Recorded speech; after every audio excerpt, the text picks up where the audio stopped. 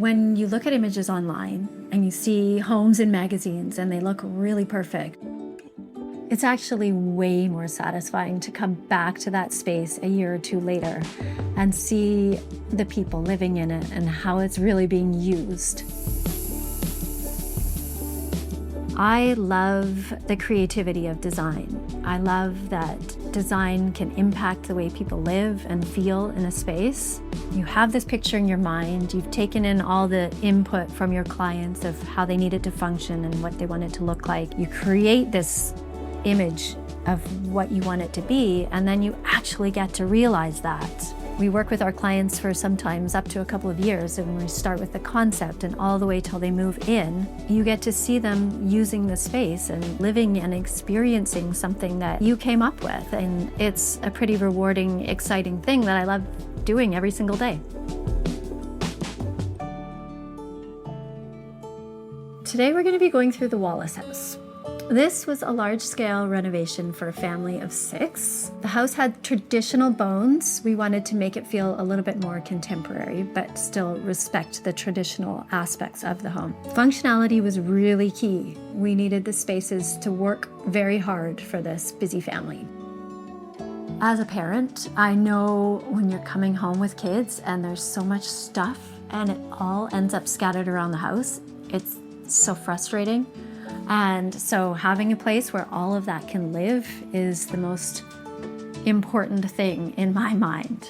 I actually think mudrooms are the best room in a house. If they can be done right, it allows you to have a place to put everything, the backpacks, the sports equipment. It can all be put away, ordered, it's got its own space, and then you can move through into the rest of your home, leaving all that baggage behind. The living room's a slightly more grown-up, formal space, but I still didn't want it to feel precious. The sofas are really squishy and comfortable. You sit in it, you don't want to get out. There's layers of textures in the fabrics and the cushions and the rug, so it doesn't feel one-dimensional. We also made sure we added some elements of the darker colors in there because I personally think that every room should have a little bit of black in it. It grounds the space. It provides a focal point. We picked up on our darker color on the cabinetry on either side of the fireplace. Those are storage cabinets, so you can tuck away candles and games and just general clutter. I like that the ledges on top of those cabinets create a place for some intentional kind of artwork or sculptural elements. So we have 2 large vases that, even if they have nothing in them, create some height and they instantly draw your eye in. The other thing that I really like in that room are the light fixtures. And to me, picking lighting is such an impactful part of design. So in that room we have the arched wall sconce to the left of the fireplace. We have the interesting pendant hanging down, a floor lamp, and a table lamp. So there's 4 different decorative lights that are actually really adding to the layers of the space that you don't instantly think about, but make a big difference when you're sitting in the space and you have lighting at a lower level and it's not just coming from above, shining down on your face, casting shadows. It's actually coming from in front of you and around you, so it's a much softer light. So the office is the one space that is quite intentionally closed off from the rest of the main floor. And that's because it's a little bit of a retreat, a quiet space for the parents to get away. We put armchairs with ottomans in there so that it's actually really inviting and cozy to sit in there, listen to music, get some work done. We did the built-in millwork, so it's really functional. It's got some closed storage, some open. We intentionally chose, again, to go darker in here. We wanted to create a really immersive, cozy atmosphere. This is actually how dark that paint is. I would say don't be scared of doing a dark color.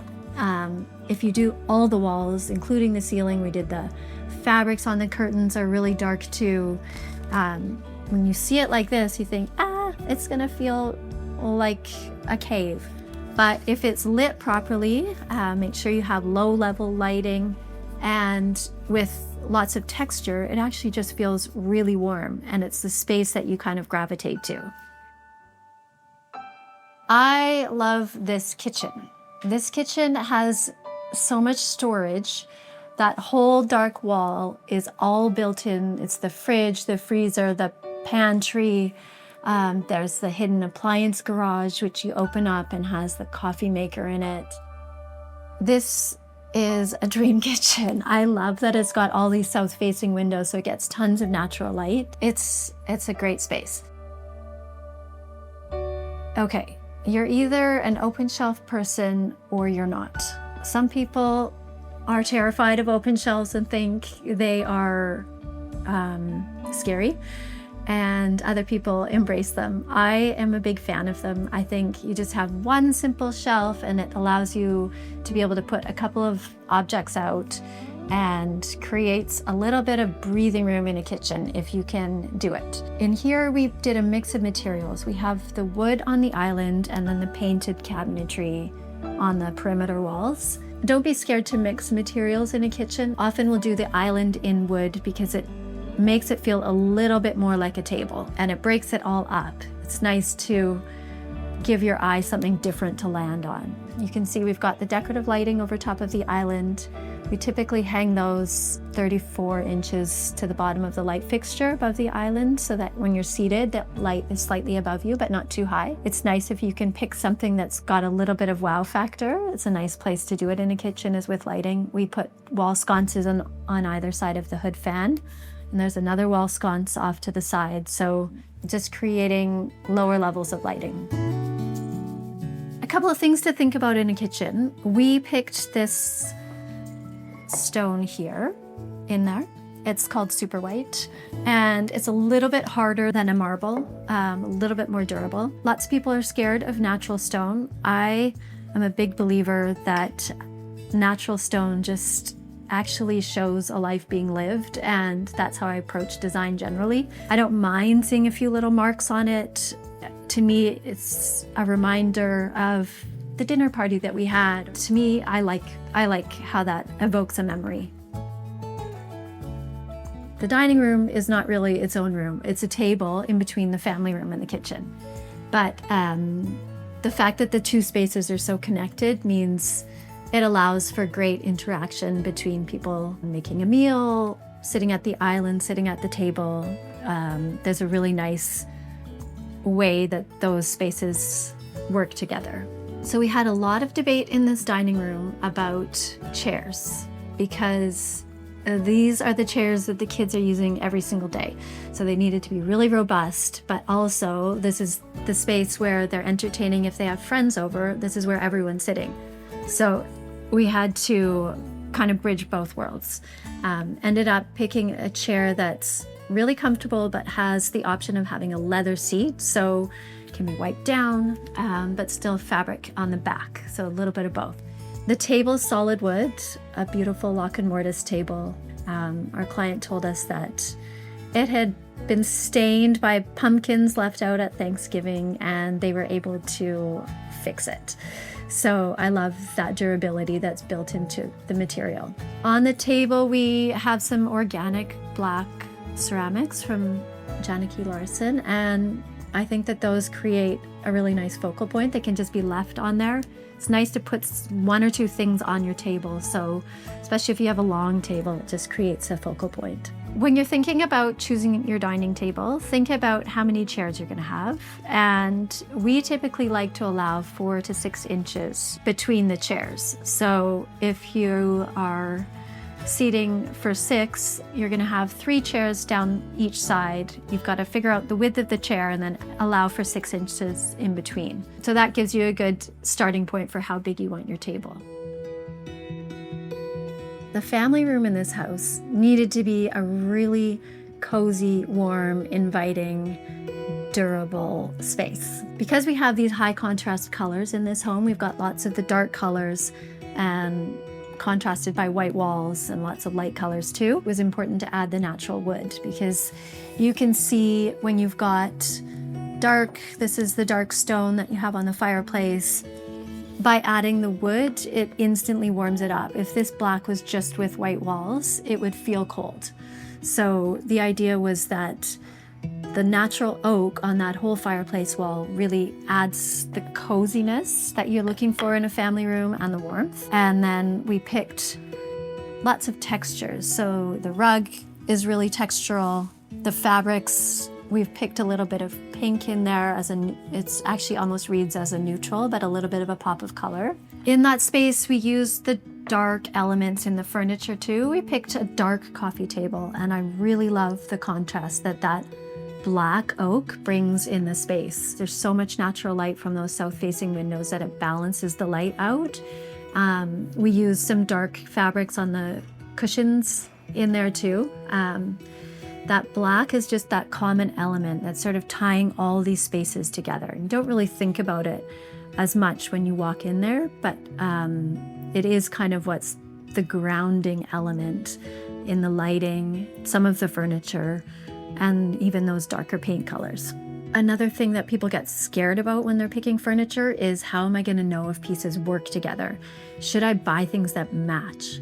And in my opinion, yes, we sometimes do matching, like we'll do a pair of something, a pair of chairs or a pair of sofas in the living room, but we don't always do that. I think what I tell people is, pick furniture that you really love, and then those pieces will go together. You're going to love things that do have a common thread. So if you really love a sofa and you really love a totally different chair, like in the family room, those two things are totally different, the sofa and the chair, but they work together because they're interesting pieces and they're both strong design elements in their own right.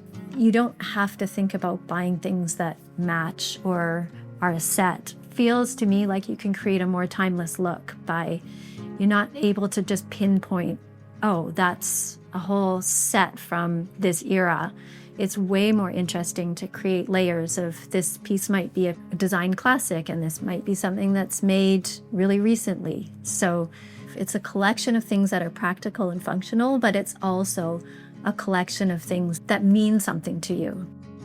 A couple of key takeaways from this project: functionality and storage. I actually read somewhere that 15 to 20% of your space should be dedicated to storage, because that is what actually allows you to live this life that looks calm and serene, because all of your things have a place to go and you can create some order around it. So don't forget about storage when you're thinking about designing a space, and don't be afraid to dedicate some of your space towards it. I don't think you'll ever regret it. Darker tones create warmth, they create contrast, they create that grounding feel. Think about creating some opportunities for open shelving if you can. I think it gives you that place to show a few of your things that express your personality.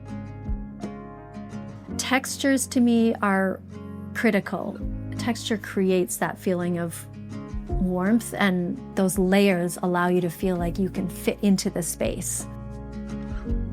Decorative lighting, my favorite thing. There's so much interesting lighting out there, and there's so many places to buy it.